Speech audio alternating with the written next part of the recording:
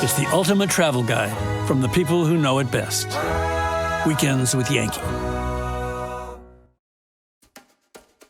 If you travel 30 miles by ferry south of Cape Cod, Massachusetts, you arrive at the island of Nantucket. Known as a top summer season resort, the beaches are considered some of the most beautiful in the world, making it challenging to pick among them for the perfect summer day. Nantucket is also the quintessential place for summer romance, according to New York Times best-selling author Elin Hilderbrand, who's known for her great summer beach read romance novels. I got this ride just for you. Nantucket is not only the inspiration for her books, it's also her home. And we had the rare opportunity for her to give us a tour of the island she so loves. My name is Elin Hilderbrand, and I'm a novelist. All 21 of my novels are set here on Nantucket Island. I feel like Nantucket is a part of America that is unique. It doesn't exist anywhere else. The two things that I love about it the most are the 50 miles of pristine public beach, and I love the historically preserved downtown. And I think the two coexist so seamlessly and create such a magical summertime experience, and that is the experience that I want to convey to my readers. Today I'm going to spend some time with Richard, and we're going to look at some of my favorite places on Nantucket. Boy, there's some aspects of Nantucket that just haven't changed, and these roads are one of them. I know. I mean, this is a nice main street. Yes. So I take my children to school this way, and every single day I say to them, you have no idea how lucky you are that this is the vista you're looking at when you drive to school. Yeah, I think your kids probably don't realize how lucky they are. They do not. They are born and raised, so this is all they've ever known. On our way to the beach, in a couple of minutes, you will see how unbelievably gorgeous the open spaces are. And you're gonna go off, Richard, and you're gonna bear to the right. I feel like I'm on safari. I know. Wait till it opens up a little bit. You're really gonna feel that way.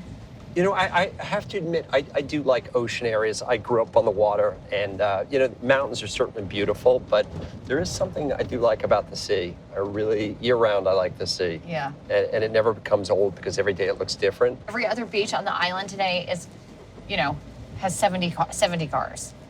So this is a very low, And what's this beach called? It's called Pasture. I'm so excited about this beach, Richard. I can't wait to show it to you. I love the beach, specifically Pasture is my #1 favorite. It is off the beaten path. There are very few people know about it. So it's a place where I can really have seclusion, serenity, where I can get my work done. It's amazing. We're in the height of the summer season, and there are 2 groups of people here, 3. I know. I set a scene in my novel, The Identicals, right here. For that reason, I needed it to be quiet. Something big happens. And this set the mood. These beaches are gorgeous. Aren't they beautiful? They really are. They are public, so unlike on the Vineyard, all 50 miles of Nantucket beaches are public, which I love.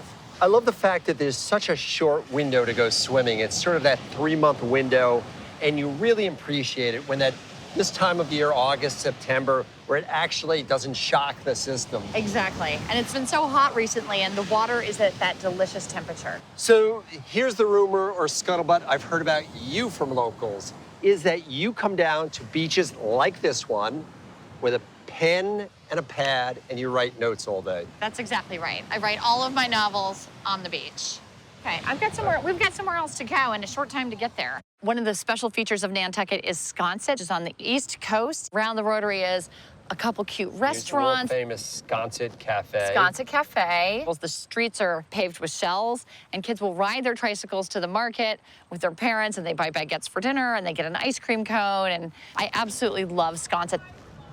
Oh my God, it's her. Look how cute. Very cute. The water's just on the other side of that fence. I have to imagine that this little gem of a town has been an inspiration for you. It has. I love Shell Street. I set my breakout novel, which was called Barefoot, was set in a teeny tiny cottage on this street. Part of the charm of the house is that the living is done outside, most of it. Well, the homes are small, but you know, you just kind of love that weathered look on the shingles and Yep. Kids riding their bikes down here. It seems like the whole pace is slower. Yep, they have little pocket gardens, and some of them have secret decks. Look how lovely I love these these flowers architectural are. details, the diamond windows. Really cute.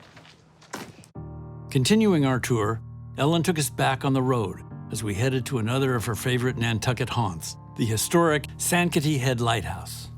It stands on a bluff 90 feet above sea level and was built back in 1850. That's gorgeous. Isn't that beautiful? Yeah, it's the it really most is. picturesque of Nantucket's 3 lighthouses, Sankaty Head Lighthouse. Absolutely gorgeous. And I brought you here because I really wanted you to see the vista. This has got to be, not a page, this has got to be a book in itself right here. It is. I use this vista in several of my novels. In my novel, Here's to Us, I have a house that's on the other side, so they would be looking at the lighthouse and then looking at us. I'm impressed. He's I am impressed. It I'm is not easily impressed. beautiful. I wasn't impressed by the movie Titanic, but I'm impressed by this. Fair Street is my favorite street in town. It is lined on either side by antique homes. I'm working on a novel right now set in the summer of 1969, and I chose 30 Fair as the house that the novel is going to be set in. In the summer of 69, when my book is set, this is all one compound. So the fence is gone, you can walk between houses. When you see it, it's yellow clapboard, and it has a real charm and a real intrigue to it, I think.